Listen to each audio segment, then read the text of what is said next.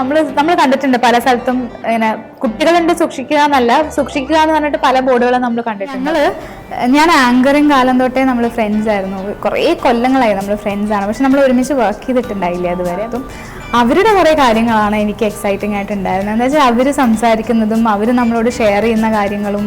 ഇപ്പം എനിക്കിതിനകത്തൊരു ബുദ്ധിമുട്ടുള്ളൊരു സീൻ ഉണ്ടായിരുന്നു. ഞാനപ്പോൾ അത് ആദ്യം സാറിനോട് പറഞ്ഞിരുന്നു, സാർ അത് നമുക്ക് കുറച്ചധികം റിഹേഴ്സൽസ് ഒക്കെ എടുത്തിട്ട് പോകാമെന്നുള്ളത്. അപ്പം അത് എത്ര വേണേൽ എടുത്തോ, ഒരു ഫുൾ ഡേ വേണമെങ്കിൽ റിഹേഴ്സൽ എടുത്തോ എന്നൊക്കെ ഉള്ളൊരു ആറ്റിറ്റ്യൂഡായിരുന്നു. അപ്പോൾ അത് കേൾക്കുമ്പോൾ തന്നെ നമുക്കൊരു സമാധാനം. അപ്പം മനസ്സിലാവും ഞാൻ എന്ത് മിസ്റ്റേക്കാണ് ഞാൻ ഈ പടത്തിൽ ചെയ്ത് കൂട്ടിയിട്ടുള്ളത് എന്നുള്ളത്. അപ്പം എനിക്ക് തോന്നുന്നു അത് പറയാതിരിക്കുന്നതാണ് നല്ലത്. അവർ രണ്ടുപേരും ഈക്വലി ടാലൻറ്റഡ് ആയിട്ടുള്ള, നമുക്ക് എന്താ പറയുക, നമ്മുടെ സിനിമയിലൊക്കെ അത്രയും ടാലൻറ്റഡ് ആയിട്ടുള്ള രണ്ട് ആക്ടേഴ്സ്. എന്താ വെച്ചാൽ സെറ്റിലൊക്കെ ദുൽഖറിൻ്റെ ഡയലോഗ്സ് ദുൽഖർ പഠിച്ച് പറയുന്നതും, രഞ്ജിയേട്ടൻ്റെ ആ ഹെവി ഡയലോഗ്സ് ഒക്കെ ദുൽഖർ ഭയങ്കര ഒറ്റ ടേക്കിൽ പറയും. അതൊക്കെ ആ കുട്ടിയുടെ ഒരു ഡെഡിക്കേഷനാണ്. അതിലൊരു ചെറിയ പുഷ്പം എന്താ വെച്ചാൽ, ആ അഭിനയിക്കുന്ന കാലത്ത് ഞാൻ എപ്പോഴും പറയായിരുന്നു, എനിക്ക് ഈ പാട്ട് വേണ്ട, എനിക്ക് മറ്റേ മൃദുല പാടിയൊരു പാട്ടുണ്ട്, അത് മതിയെന്ന് എപ്പോഴും പറയാറ്. എനിക്ക് ഏറ്റവും കൂടുതൽ ചീത്ത കേട്ടിട്ടുള്ള ഡയറക്ടർ രഞ്ജിയേട്ടനാണ്. പക്ഷേ അത് എന്നോടുള്ള ഇഷ്ടക്കൂടുതലാണ് എന്നാണ് ഞാൻ സ്വയം ആശ്വസിക്കുന്നത്, ഞാൻ വിചാരിക്കുന്നത്. ഇത് എന്റെ മിസ്റ്റേക്കാ, അതൊരു ഡൂപ്ലി കള്ളനായിരുന്നില്ല, സാക്ഷാൽ കരീം ഉസ്താദ്.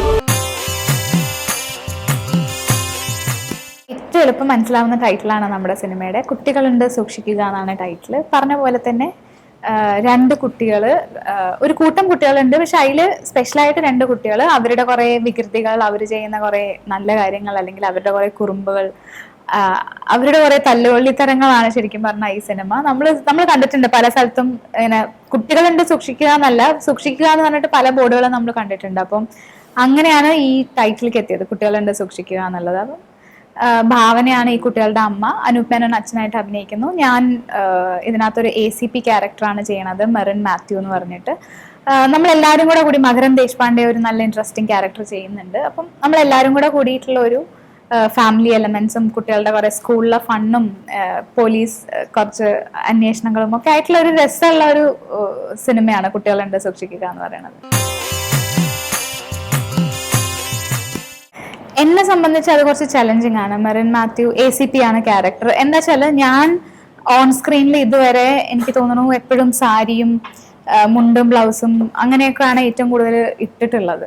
പിന്നെ ഞാൻ അല്ലാതെ റോക്ക് സ്റ്റാറിൽ മാത്രമേ ചെയ്തിട്ടുള്ളൂ. പക്ഷെ അങ്ങനെയുള്ള ഒരാൾക്ക് പെട്ടെന്ന് ബോഡി ലാംഗ്വേജിലും നൃത്തത്തിലും നടത്തത്തിലും സംസാരത്തിലും ഒക്കെ മാറ്റാന്ന് പറയുന്നത് ശരിക്കും ചാലഞ്ചിങ് തന്നെയായിരുന്നു. ആൻഡ് ഞാൻ എന്ന് പറഞ്ഞാൽ എനിക്ക് തോന്നുന്ന ഒരു പ്രോപ്പർ പെൺകുട്ടി മാനറിസംസ് ഉള്ള ഒരാളും കൂടെയാണ്. അപ്പം ആ മാനറിസവും ഈ യൂണിഫോമും കൂടെ എങ്ങനെ ജെല്ലായി കൊണ്ടുപോകും എന്നുള്ളത് ഒരു കുറച്ച് ചാലഞ്ചിങ് ആയിരുന്നു. പിന്നെ സുഗുവേട്ടൻ ഉണ്ടായിരുന്നു, കലവൂർ രവികുമാർ സാർ, ഇവര് രണ്ടുപേരും എത്രത്തോളം എന്നെ കംഫർട്ടബിൾ ആക്കാൻ പറ്റുമോ അത്രത്തോളം കംഫർട്ടബിൾ ആക്കിയാണ് നമ്മൾ ചെയ്തിട്ടുള്ളത്. പിന്നെ ഞാൻ ആദ്യം പറഞ്ഞിരുന്നു, ഞാൻ കുറച്ച് കോൺഷ്യസ് ആണ്, അപ്പൊ അതുകൊണ്ട് എന്നെ മാക്സിമം ഒന്ന് സപ്പോർട്ട് ചെയ്യണം, അല്ലെങ്കിൽ ഞാൻ എത്ര റീടേക്ക് എടുത്താലും എന്നെ ചീത്ത പറയരുത് എന്നൊക്കെ ഞാൻ ആദ്യം പറഞ്ഞ് ഏൽപ്പിച്ച് വെച്ചിട്ടുണ്ടായിരുന്നു.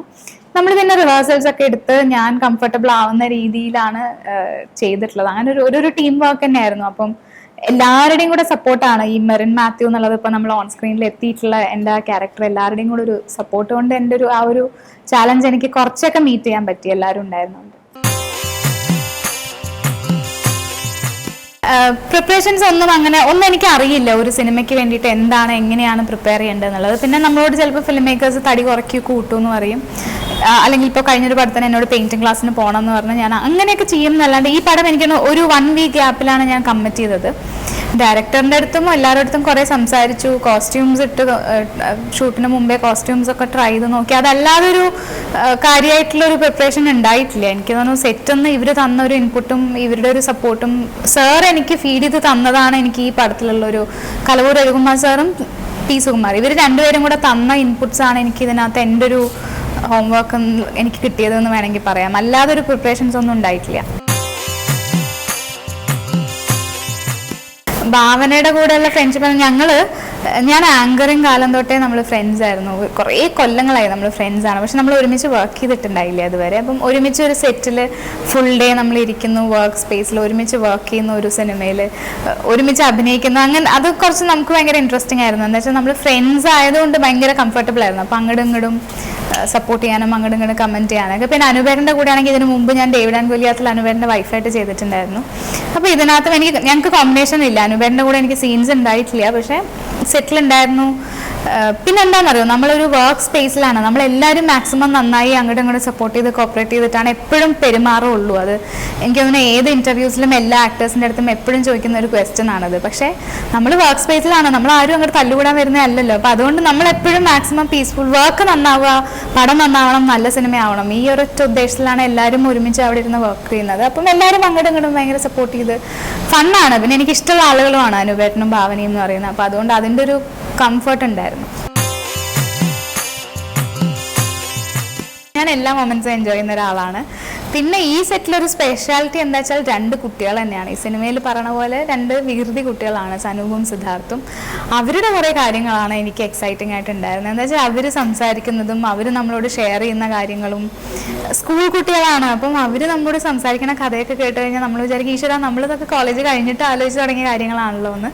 അപ്പം അവരുടെ റിലേഷൻഷിപ്പ്, അവരുടെ ഗേൾ ഫ്രണ്ട്സ്, സ്കൂളിലെ ആൺകുട്ടികളും പെൺകുട്ടികളും, അവരുടെ ടീച്ചേഴ്സിനെ പറ്റിയുള്ള കാര്യങ്ങൾ, അല്ലെങ്കിൽ അവരുടെ സോഷ്യൽ ഫേസ്ബുക്ക് ആക്ടിവിറ്റീസ് ഒക്കെ ഇങ്ങനെ പറയുമ്പം അതൊക്കെ ആയിരുന്നു എനിക്ക് തോന്നുന്നു ഭയങ്കര അത്ഭുതമൊക്കെ. ഞാനിങ്ങനെ അന്തം വിട്ട് കേട്ടോണ്ടിരുന്ന കുറേ കഥകൾ.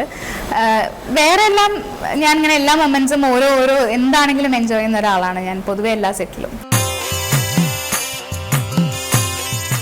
സാറാണ് മുഴുവനായിട്ട് എനിക്ക് ഈ ക്യാരക്ടർ തന്നെ എൻ്റെ കയ്യിൽ ഏൽപ്പിച്ചതും. ഒന്ന് എന്താ വെച്ചാൽ നമ്മുടെ പൊതുവേ നമ്മൾ ഒരു ആക്ടർ ഒരു ക്യാരക്ടർ ചെയ്ത് കഴിഞ്ഞാൽ എല്ലാവരും പിന്നെ അങ്ങനെ നോക്കി വിളിക്കുക ചെയ്യുക. അപ്പം സാർ എന്നെ ഒരു ഡിഫറെൻറ്റ് ക്യാരക്ടർ എന്നെ ഏൽപ്പിക്കാൻ സാർ റെഡിയായി എന്നുള്ളത് ആദ്യം തന്നെ സാറിൻ്റെ ഒരു വലിയ ധൈര്യമാണ്. അത് കഴിഞ്ഞ് സെറ്റിൽ വരുമ്പോഴും എന്നെ നമ്മൾ ടെൻഷനായി കഴിഞ്ഞാൽ അത് പിന്നെ പ്രശ്നമാണ്. പിന്നെ നമുക്കത് ഒരു റെഡിയാക്കി വരാൻ ഇത്തിരി ബുദ്ധിമുട്ടാണ്. അപ്പം ഒട്ടും ടെൻഷനാക്കാതെ എത്രത്തോളം എന്നെ കാമാക്കി നിർത്താൻ പറ്റുമോ അങ്ങനെ നിർത്തി, അങ്ങനെ സപ്പോർട്ട് ചെയ്ത്, അങ്ങനെ കംഫർട്ടബിൾ ആക്കി സാർ എന്നെ കൊണ്ട് പെർഫോം ചെയ്യിപ്പിച്ചതാണ്. ഇപ്പം എനിക്കിതിനകത്തൊരു ബുദ്ധിമുട്ടുള്ളൊരു സീൻ ഉണ്ടായിരുന്നു. ഞാനപ്പോൾ അത് ആദ്യം സാറിനോട് പറഞ്ഞിരുന്നു, സാർ അത് നമുക്ക് കുറച്ചധികം റിഹേഴ്സൽസ് ഒക്കെ എടുത്തിട്ട് പോകാമെന്നുള്ളത്. അപ്പം അത് എത്ര ഞാൻ എടുത്തോ, ഒരു ഫുൾ ഡേ വേണമെങ്കിൽ റിഹേഴ്സൽ എടുത്തോ എന്നൊക്കെയുള്ള ഒരു ആറ്റിറ്റ്യൂഡായിരുന്നു. അപ്പോൾ അത് കേൾക്കുമ്പോൾ തന്നെ നമുക്കൊരു സമാധാനമാണ്. അപ്പം എനിക്ക് തോന്നുന്നു സാറാണ് എനിക്ക് ഈ ക്യാരക്ടർ, ഞാൻ നേരത്തെ പറഞ്ഞ പോലെ തന്നെ ഈ ക്യാരക്ടർ ഓൺ സ്ക്രീനിൽ എന്താണോ നിങ്ങൾ കാണുന്നത് അത് ഒരു എന്താ പറയുക ഫുൾ കലവൂർ രവികുമാർ സാറുടെയും പി സുകുവേട്ടൻ്റെയും കൂടെ ആണ്. ഞാൻ അവിടെ ഒരു രൂപമായിട്ട് നിന്നതേ ഉള്ളൂ. അവരാണ് മോൾഡ് ചെയ്ത് തന്നെ ഈ ക്യാരക്ടർ ACP മെറിൻ മാത്യു ആക്കിയിട്ടുള്ളത്. ട്രെയിലറിൽ പറയുന്നത് എന്താണെന്ന് അറിയണമെങ്കിൽ എല്ലാവരും എന്താ വെച്ചാൽ സിനിമ കാണണം. അപ്പം മനസ്സിലാവും ഞാൻ എന്ത് മിസ്റ്റേക്കാണ് ഞാൻ ഈ പടത്തിൽ ചെയ്ത് കൂട്ടിയിട്ടുള്ളത് എന്നുള്ളത്. അപ്പം എനിക്ക് തോന്നുന്നു അത് പറയാതിരിക്കുന്നതാണ് നല്ലതെന്ന്. ഞാൻ വർക്ക് ചെയ്ത ഡയറക്ടർ എനിക്ക് എല്ലാവരെയും ഇഷ്ടമാണ്. ഒന്നാമത് എന്താ വെച്ചാൽ ഓരോ ആൾക്കാർക്കും ഓരോ ഐഡൻറ്റിറ്റി ഉണ്ട്, ഓരോ ഡയറക്ടേഴ്സിനും ഓരോ സ്റ്റൈലുണ്ട്. അപ്പം എനിക്ക് ഓരോ സ്റ്റൈലും ഇഷ്ടമാണ്. അല്ലെങ്കിൽ എല്ലാ ഡയറക്ടേഴ്സിനെയും എല്ലാ ആൾക്കാരെയും ഞാൻ റെസ്പെക്ട് ചെയ്യുന്ന ഒരാളാണ്. എന്താ വെച്ചാൽ ആരും ഒരു മോശം വർക്ക് ചെയ്യണം എന്ന് വിചാരിച്ചിട്ട് വർക്ക് ചെയ്യുന്ന ആൾക്കാരല്ല, എല്ലാവരും നല്ല ടെക്നീഷ്യൻസ് തന്നെയാണ്. നമുക്കങ്ങനെ പറയാൻ പറ്റില്ല. 2 ആൾക്കാർക്കും 2 ക്വാളിറ്റീസും 2 നെഗറ്റീവ്സ് എല്ലാവർക്കും മനുഷ്യർക്കും ഉണ്ടാവും. അതേപോലെ തന്നെ അവർ 2 പേരും ഈക്വലി ടാലൻറ്റഡ് ആയിട്ടുള്ള, നമുക്ക് എന്താ പറയുക, നമ്മുടെ സിനിമയിലൊക്കെ അത്രയും ടാലൻറ്റഡ് ആയിട്ടുള്ള 2 ആക്ടേഴ്സാണ്. അപ്പോൾ നമുക്ക് ചൂസ് ചെയ്യാൻ പറ്റില്ല. അത് ആൾക്കാരോട് ചോദിക്കില്ല ഈ കണ്ണാണോ വലുത് എന്നൊക്കെ ചോദിക്കുന്ന പോലെയാണ്. അപ്പോൾ അതൊരു ആൻസർ ചെയ്യാൻ പറ്റാത്ത ക്വസ്റ്റ്യൻ ആണ്. ദുൽഖർ എനിക്ക് ഭയങ്കര എന്താ പറയുക, എനിക്ക് ആക്ടേഴ്സിലൊരു ക്ലോസ് ആയിട്ടുള്ള ഒരു ആക്ടറാണ് ദുൽഖർ. ഭയങ്കര ഡെഡിക്കേറ്റഡ് ആയിട്ടുള്ള, ഭയങ്കര പാഷനേറ്റ് ആയിട്ടുള്ള, ഞാൻ കുറേ സ്ഥലത്ത് പറഞ്ഞിട്ടുണ്ട്. എന്താ വെച്ചാൽ സെറ്റിലൊക്കെ ദുൽഖറിൻ്റെ ഡയലോഗ്സ് ദുൽഖർ പഠിച്ച് പറയുന്നതും, രഞ്ജിയേട്ടൻ്റെ ആ ഹെവി ഡയലോഗ്സ് ഒക്കെ ദുൽഖർ ഭയങ്കര ഒറ്റ ടേക്കിൽ പറയും. അതൊക്കെ ആ കുട്ടിയുടെ ഒരു ഡെഡിക്കേഷനാണ്. അപ്പം ഭയങ്കര ഡെഡിക്കേറ്റഡ് ആയിട്ടുള്ള ആൻഡ് എനിക്ക് ഭയങ്കര ഇഷ്ടമാണ് ഓൺ സ്ക്രീനിൽ ദുൽഖറിനെ കാണാനും ദുൽഖറിൻ്റെ സൗണ്ട് മോഡുലേഷനും ഇതെല്ലാം എനിക്ക് ഭയങ്കര ഇഷ്ടമുള്ള ഒരു ആക്ടറുമാണ്. ആൻഡ് ഒരു കുട്ടി എന്നുള്ള രീതിയിൽ ഞാൻ ഇത്ര നല്ല സ്വഭാവമുള്ള ഒരാളെ സിനിമയ്ക്കകത്തും അല്ല സിനിമയ്ക്ക് പുറത്താണെങ്കിലും വളരെ ചുരുക്കം ആൾക്കാരേ ഉള്ളൂ ഇത്ര ക്വാളിറ്റി സ്വഭാവമുള്ള ആൾ. ഞാൻ അങ്ങനെ ഒരു കൊമേഴ്ഷ്യൽ സിനിമ, ആർട്ട് സിനിമ അങ്ങനെ ഒരു വേർതിരിവ് ഫിലിംസിന് വെച്ചിട്ടില്ല. എല്ലാ ഫിലിംസിലും കൊമേഴ്ഷ്യൽ ആക്ടിവിറ്റീസ് ഉണ്ട്. പൈസ ഇല്ലാണ്ട് ഒരു സിനിമയും നടക്കില്ല. ഈവൻ ക്യാമറ ഓൺ ചെയ്യണമെങ്കിലും എല്ലാത്തിനും പൈസ വേണം. അപ്പോൾ എല്ലാത്തിലും കൊമേഴ്ഷ്യൽ ആക്ടിവിറ്റീസ് നടക്കുന്നുണ്ട്. പിന്നെ എനിക്ക് തോന്നുന്നു ചില ഫിലിംസിൽ കണ്ടന്റിനായിരിക്കും കൂടുതൽ ഇമ്പോർട്ടൻസ് ഉണ്ടാവും. അപ്പം എനിക്ക് എൻ്റെ ക്യാരക്ടറും അല്ലെങ്കിൽ എനിക്ക് ആ ക്യാരക്ടറിനോട് തോന്നുന്ന ഒരു ഇഷ്ടവും ആ ടീമിനോട് തോന്നുന്ന ഒരു കംഫർട്ടുമാണ് എപ്പോഴും ഞാൻ സിനിമ ചൂസ് ചെയ്യുമ്പോൾ നോക്കാറ്. എനിക്കങ്ങനെ എല്ലാ ടൈപ്പ് സിനിമയും ഇഷ്ടമാണ്. അങ്ങനെ ഒരു വേർതിരിവൊന്നുമില്ല. രഞ്ജേട്ടൻ ഒരു സ്കൂളാണ്. ഇപ്പം നമ്മൾ ഓരോരോ യൂണിവേഴ്സിറ്റീസിൽ പോയി പഠിക്കുന്ന പോലെ തന്നെ മലയാള സിനിമയിൽ ഒരു രഞ്ജിത്ത് സാറിൻ്റെ ഒരു യൂണിവേഴ്സിറ്റി വേറെയാണ്. അപ്പം പിന്നെ എനിക്ക് രഞ്ജേട്ടനെയും ഈ പറഞ്ഞ പോലെ ഞാൻ സിനിമയ്ക്ക് മുമ്പേ പരിചയം ഉണ്ടായിരുന്നു. അപ്പോൾ അതിൻ്റെ ഒരു സുഖമുണ്ടായിരുന്നു. എനിക്ക് അറിയുന്ന ആൾ എന്നുള്ളൊരു കംഫർട്ട് ഉണ്ടായിരുന്നു സെറ്റിൽ. പക്ഷെ എന്നാലും പേടിയാണ്. എന്ന് വെച്ചാൽ അതുപോലെ എനിക്ക് നിറയെ എനിക്ക് ഏറ്റവും കൂടുതൽ ചീത്ത കേട്ടിട്ടുള്ള ഡയറക്ടർ രഞ്ജേട്ടനാണ്. പക്ഷേ അത് എന്നോടുള്ള ഇഷ്ടക്കൂടുതലാണ് എന്നാണ് ഞാൻ സ്വയം ആശ്വസിക്കുന്നതും ഞാൻ വിചാരിക്കുന്നതും. എന്താ പറയുക, എനിക്കിഷ്ടമുള്ള ഡയറക്ടേഴ്സും അല്ലെങ്കിൽ എനിക്ക് പേഴ്സണലി ക്ലോസ് ആയിട്ടുള്ള ഒരു ഡയറക്ടറാണ് രഞ്ജേട്ടൻ. ആണ്ടലോൻ്റെ ആദ്യം നമുക്ക് ഓർമ്മ വരെ രമ്യയുടെ ശബ്ദമാണ്. രമ്യ നമ്പീശൻ പാടിയിട്ടുള്ള കാവാലം സാറിൻ്റെ ലിറിക്സും ശരത് സാറ് മ്യൂസിക്കും ചെയ്തിട്ടുള്ള ഒരു പാട്ടാണ്. എൻ്റെ ആദ്യത്തെ മലയാള സിനിമയിൽ എൻ്റെ ആദ്യത്തെ പാട്ടും, അല്ലെങ്കിൽ ഈ പറഞ്ഞ പോലെ എനിക്ക് ആളുകളുടെ ഇടയിൽ എന്നെ എത്തിച്ചൊരു പാട്ടുമാണ്. അപ്പം അതല്ല ഞാനുള്ളത് കൊണ്ടാണെന്നല്ലാതെയും എനിക്ക് ഫോക്കസ് സോങ്ങുകളോട് കുറച്ച് ഇഷ്ടക്കൂടുതലാണ്. അപ്പോൾ എനിക്ക് പേഴ്സണൽ ഫേവറേറ്റ് ആണ് എന്നും ആണ്ടലോൻ്റെ. അതിലൊരു ചെറിയ കുഷ്മ എന്താ വെച്ചാൽ, അഭിനയിക്കുന്ന കാലത്ത് ഞാൻ എപ്പോഴും പറയായിരുന്നു എനിക്ക് ഈ പാട്ട് വേണ്ട, എനിക്ക് മറ്റേ മൃദുല പാടിയൊരു പാട്ടുണ്ട് അത് മതി എന്ന് എപ്പോഴും പറയായിരുന്നു. പക്ഷേ ഇപ്പം നോക്കുമ്പം എനിക്ക് എൻ്റെ ഈ ആണ്ടലോൻ്റെ പാട്ട് ഭയങ്കര സ്പെഷ്യലാണ്. ആൻഡ് രമ്യയുടെ ഫസ്റ്റ് പാട്ടും രമ്യയുടെ ഭയങ്കര ഡിഫറെൻറ്റ് വോയിസ് ആണ്, ഭയങ്കര ആളുകളെ ഇങ്ങനെ പിടിച്ചിരുത്തുന്ന ഒരു ശബ്ദമാണ്. അപ്പം അതെൻ്റെ ഭാഗ്യമാണ് എനിക്ക് ആ പാട്ട് കിട്ടിയത്. ഫ്യൂച്ചർ ഞാനിപ്പോൾ പത്മിനി എന്ന് പറഞ്ഞിട്ടൊരു ഫിലിം ആണ് ചെയ്ത് തീർത്തത്. സുസ്മേഷ് ചന്ദ്രോത്ത് ഡയറക്റ്റ് ചെയ്യുന്ന ഫിലിമാണ്. TK പത്മിനി എന്ന് പറയുന്ന നമ്മുടെ ചിത്രകാരി പത്മിനിയെ പറ്റി അവരുടെ ജീവിതമാണ് നമ്മൾ സിനിമയാക്കുന്നത്. അപ്പം അതാണ് എൻ്റെ ഇപ്പോൾ ഉള്ള പ്രോജക്റ്റ്.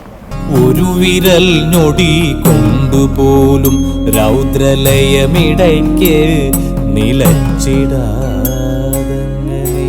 നമ്മുടെ പടം റിലീസാവാണ്. കുട്ടികളുണ്ട് സൂക്ഷിക്കുക എന്നുള്ളത് 25-ാം തീയതി.